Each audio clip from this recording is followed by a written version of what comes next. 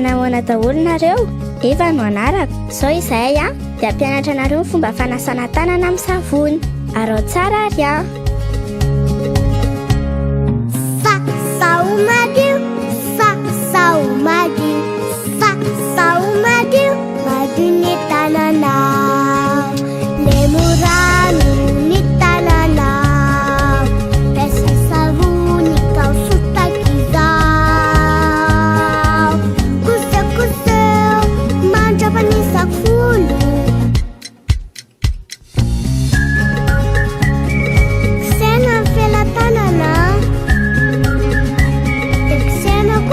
Tangan Nilagalakan tangan na sa dinwa Tinaw natin news man ditinas Kuban utaran zaye Di avilaut to fudi ucha Zayat famadiu Zayat famadiu Zayat famadiu Maduni tanana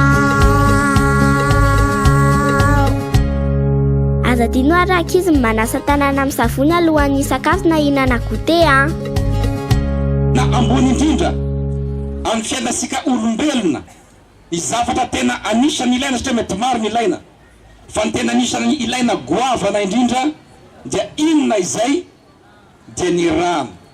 Ilaina ny rano, ilaina ny fidiovana, ilaina ny fahadiovana. Koa dia heverinay fa raro ny sihisiny raha ohatra ka makalaza zao andro maneran-tany ho an'ny rano zao isika menakavy koa ny teneo ia dia ny fiarabana firariansoa isika menakavy ary engane mba samy afaka hampiasa izany rano izany isika menakavy mba samy hanana ny zo rehetra amin'ny fampiasana na fisotroana ny rano madio. Sika rehetra zay tonga nahafoy zao andro zao nahafoy zao weekend zao nanotrona ity andro iraisam-pirenena ho fankalazana ny rano dia isorana manokana ny UNICEF, ny DREAH, ny DREN, ny commune ambonivohitry ny Fort Dauphin zay nampiatragno ansika zao ary isorana koa ireo mpianatra izay nahafoy zao fotoana zao koa ny anjaratsika mpianatra androany dia hitohy amin'ny lalao isan-karazany izay ho fankalazana sy ho fahaserovana izao andro iraisam-pirenena zao. Zony tsirairay manana rano. Fantatsika fa ny rano koa dia anisany mampiroborobo ara-tsosialy ary ekonomika. Raha tsy hiteny aho ohatrany ny roalanondrano zany izay be dia be amantapitrisany ny miaina amin'izany ary mampiakatra toe-karena izany fampiasana ny rano izany. Ao koa ny fanodinana zay aratra ohatrany zay avy amin'ny rano. Zay no mahazava-dehibe ny rano. Ka tamin'ity taona ity zany dia natao fotokevitra ny hoe ndre aiza hanao mila rano sintry.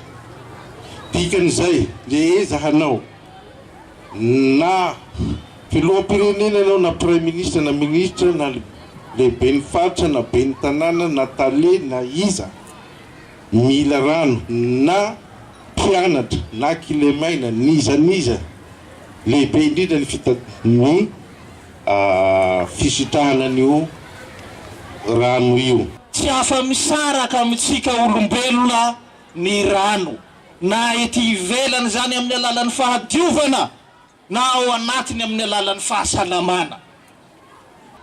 Dia efa mandray an-tanana ny fitondram-panjakana ho antsika eto Madagasikara dia mazava ny an'ny filoham-pirenena amin'izao izy dia efa mahita tetikasa hanangonana an'ireny rano mikoriana manerana ny tendrombohitra manerana ny Madagasikara ho atao rano fisotro. Sarotiny ny fanjakana ny amin'ity fitahirizana sy fitsitsena ny fampiasan-drano ity satria mazava fa rehefa tsy ampy rano tsy salama.